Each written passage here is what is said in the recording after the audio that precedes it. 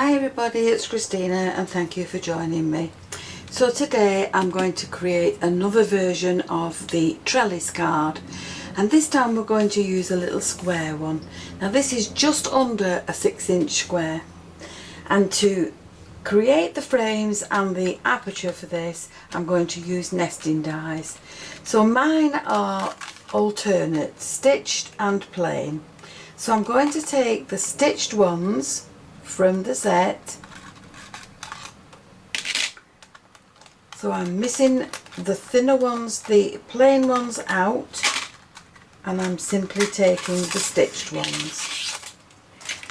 Now those three will all work together. So to create my frames I'm going to take the largest one and the smallest one, and I'm going to put these two together,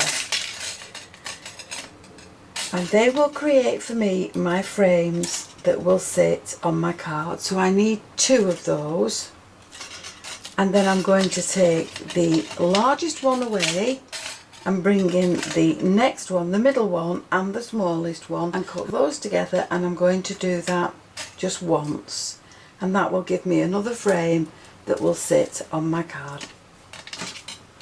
Now with my scoreboard and some white card, I'm going to, there's my channel that will cut it, I'm going to line it up with this very first mark that's just past the channel, and I'm going to make sure it's straight, and then I'm going to cut it, and I'm going to do that as many times as I need to get the strips for my card.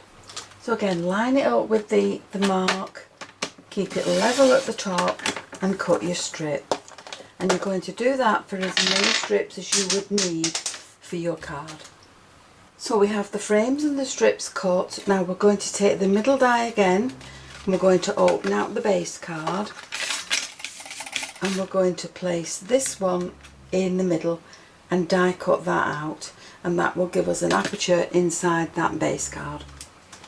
So once you've got that, you can open this out and turn it to the wrong side. This is the inside of the card.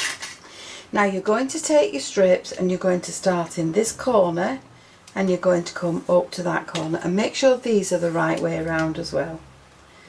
So we're just going to glue that in place there, and then keeping a nice equal distance with all the strips, you're going to start at this bottom edge and work your way up to the top.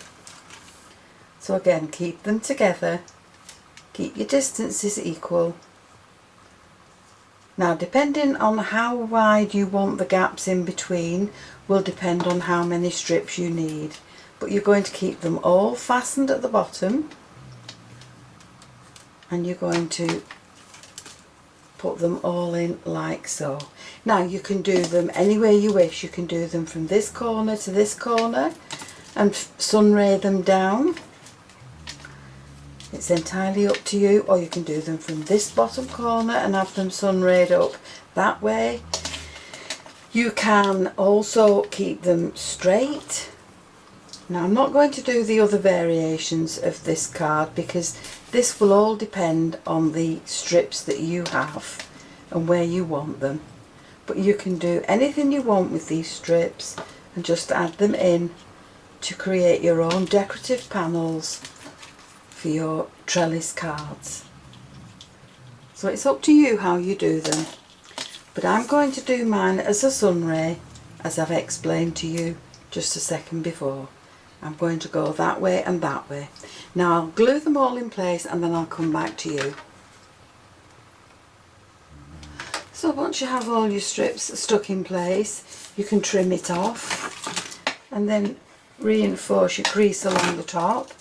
Now this is the front of the card, so on the front of the card I'm going to add this frame on top of this frame. So I've used foam pads in there to glue those together, and they're going to sit on there. And then to the inside of the card I've added foam pads around the side, and that's going to take this piece that will sit in there. Now you may find that you need to double these foams up because of the depth here. So these are just thin foam strips, and I'm just adding these around the edge on top of the others that I've popped in place. So they will just sit along there, and then once we've done that we can take the backings off and add the other piece in place. So once you have the inside and the outside lined, it's time to add in your decoration. Now I've added foam pads to the back of mine, and I'm just using some flowers from Alter New, and they've just been coloured in with stencils. So I'm making sure that they sit over the strips and not actually sticking the card together, and then this piece can go in there along this piece, and then here we'll add in the leaf separately. So we'll just trim that off a little bit neater. So I'm going to place my flower where I want it, and then I'm going to look on the inside to see where I can glue it. So I can glue it down on these bottom edges, and that will make sure that it doesn't stick the card together. So we can just add some glue along here.